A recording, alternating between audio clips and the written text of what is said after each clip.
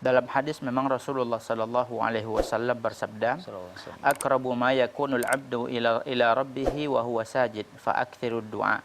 Ya, seorang hamba yang paling dekat dia kepada Allah adalah ketika dia tersebut dalam keadaan sujud. Ya, fa aktsirud du'a. Maka dalam kondisi kita dekat dengan Allah Subhanahu wa taala, baginda Rasulullah sallallahu alaihi wasallam menyuruh kita untuk memperbanyak ya fa'aktsirud du'a, untuk memperbanyak doa ketika tersebut. Ya.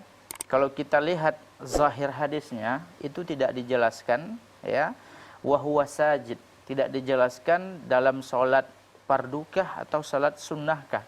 Maka ya secara zahir hadis ini umum, maka ya kita dianjurkan untuk memperbanyak doa baik ketika salat sunat ataupun ketika salat fardu. Ya, dan ketika salat fardu tentunya ya keadaan kita itu terikat dengan kondisi imam.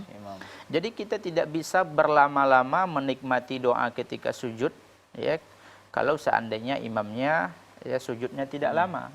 Adapun pada salat ya salat sunnah itu mungkin kita bisa memiliki waktu yang lama karena tergantung kita.